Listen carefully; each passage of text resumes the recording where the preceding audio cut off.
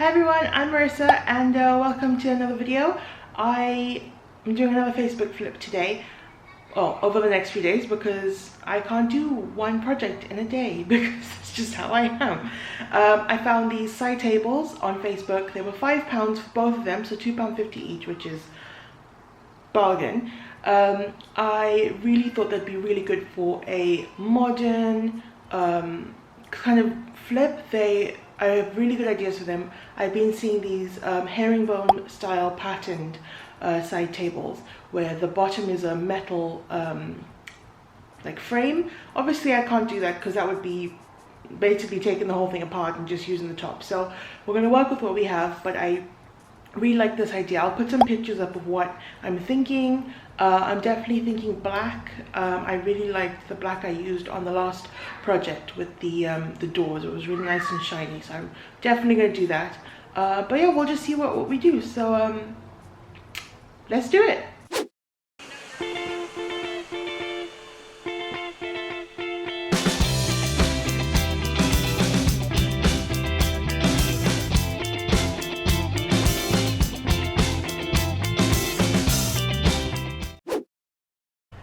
Morning guys, it's the next day, and yesterday I actually managed to do the first coat of paint on the side tables, but I completely forgot to film it because I forgot to film it. So I'll just show you what they look like now. This is what they look like with the first coat of paint. Definitely need a second one, as you can see, but I'm so glad I went with the black. It looks so much better already. A lot more modern and just polished and just, you know, nice.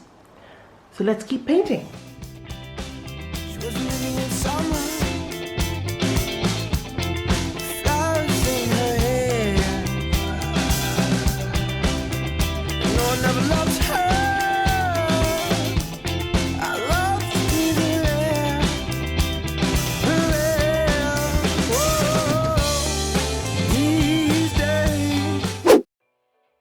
So I'm back in my dad's workshop because it's time to do the tops of the tables. I got these pine strips. One of them is 6 by 34 millimeters, and they're about 24 centimeters long. 240 centimeters long. And then the other one is 8 by 18 as well. So the thinner one is going to be used for the borders, and then the thicker one is going to be what we use to do our herringbone pattern. So let's just start doing it now. I need to measure the outside of the table so that I can see how much we need for the frame, and then after that I'll start doing the herringbone pattern. So let's go. Okay, so like an idiot, I painted the tops of the tables. So by doing that, it meant that if I glue the pieces straight on, they're not going to stick as well as if it was wood to wood. So I have to sand them back down. Yay! So let's do that now. It's not easy,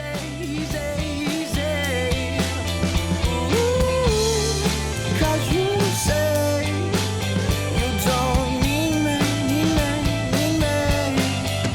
Wasn't in the summer, it didn't last too long, and Lord never loved her. I love the way she calls. Whoa.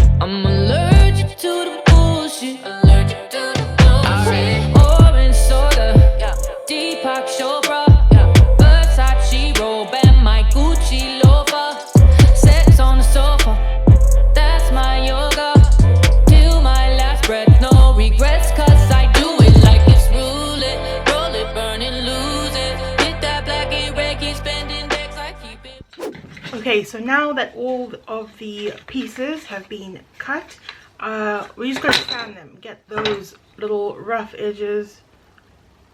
Those little rough edges there, it doesn't want to focus. Oh, there we go.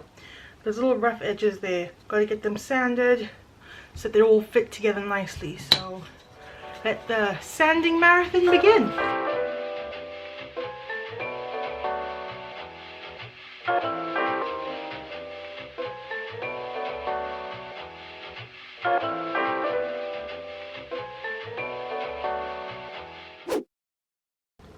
Morning guys, so today we're doing the herringbone pattern on the tables. Yesterday I did the frame, so using the thin pieces of plywood, made this frame, hammered in one side so that we kind of had an anchor point, and then used that as like a guide to put the other ones on, so it was really nice and flush, and they had to dry overnight, so that's why I had to do them yesterday.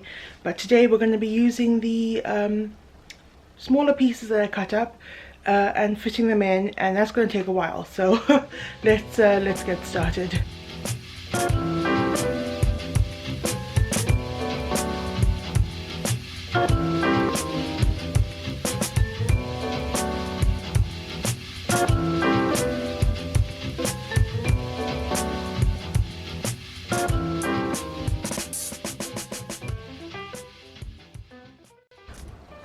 Okay, this is what the pattern is looking like so far, and it looks like I'm going to have to take another trip to Wicks to get some more wood, because this is going to use up all the wood I have.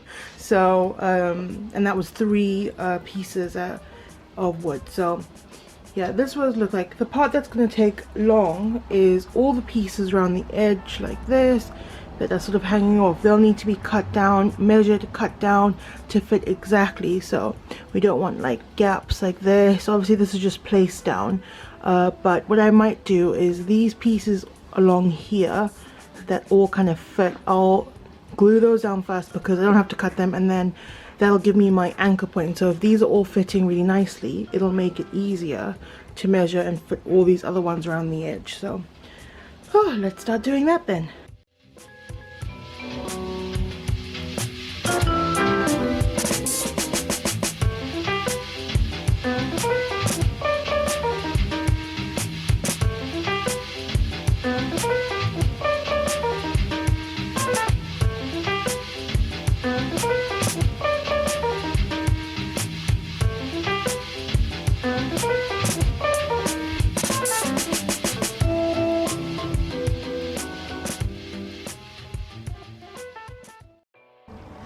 So what we have to do, so if I want to put a piece here, so say this piece, we have to put it on, and then we need to measure the gap just there.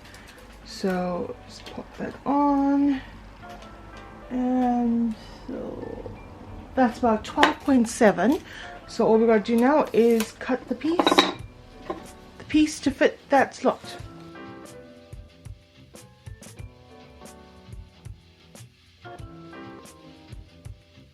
Okay, so now that I've cut the piece, we'll see if it fits. Let's put it this way. There we go. And that piece will fit there. So yeah, that's what I'm going to be doing. It's going to take a little bit of time just because you have to measure and fit, cut and fit each piece. So I'll check back with you guys later.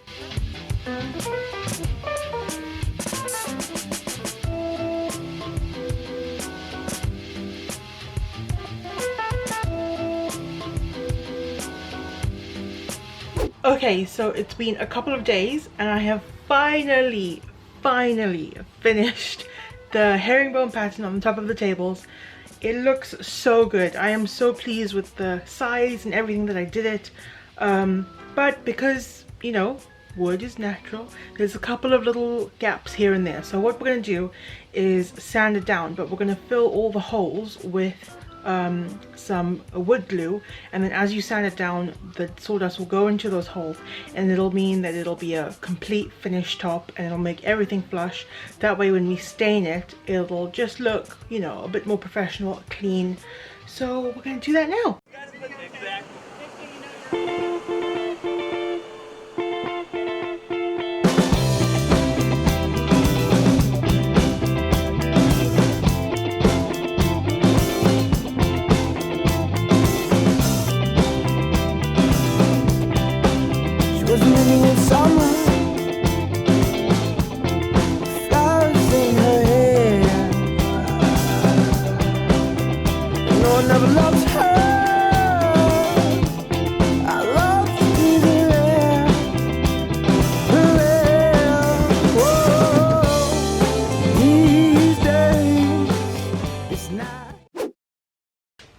Okay guys, so it's the next day.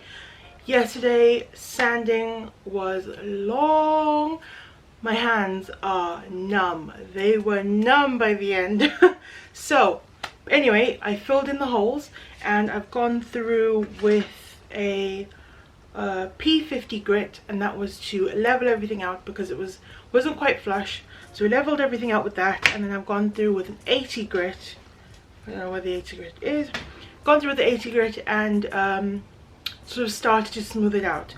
Now before we do the other last two finishing sands, we need to stain it, because what's going to happen is when you put the stain in, the wood absorbs it and fibers stand up, which makes it not smooth again, which is annoying, but that's how it is.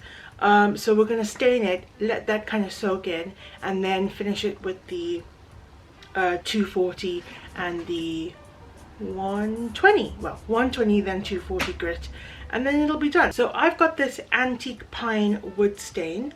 It's from Jonhstones wood care, and it's just a really nice base color. I really think it won't make it too dark because I don't want it too dark. Since the base is black, I thought something just warm and rich, so hopefully this will be like that. And I'm going to be applying it with a sponge, so hopefully it should work quite well. We'll see what happens. Let's go.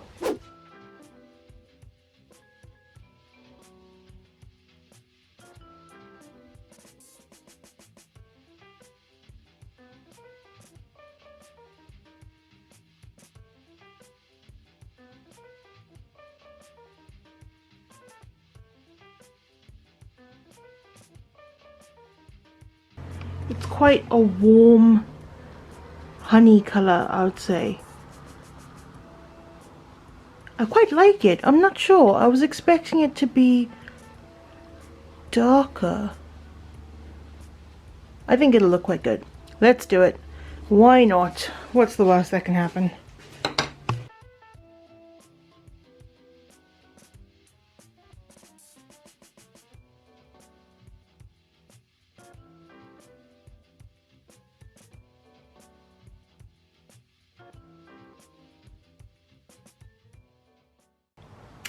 Okay guys, so they are finally done, but before I show you, I just want to tell you the total cost, because these tables, they're really expensive. You can find some that are, you know, they look amazing, but they can be really expensive, like this one and this one.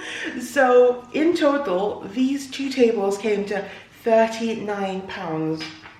Like what I was expecting it, even I was expecting it to be a lot more expensive, but £39 for two tables, you honestly can't go wrong, can you? Bargain. So let's just see a little before, just see what they looked like before. A little bit decrepit. They would be lucky to be in someone's garage holding old pots of paints. And this is what they look like now.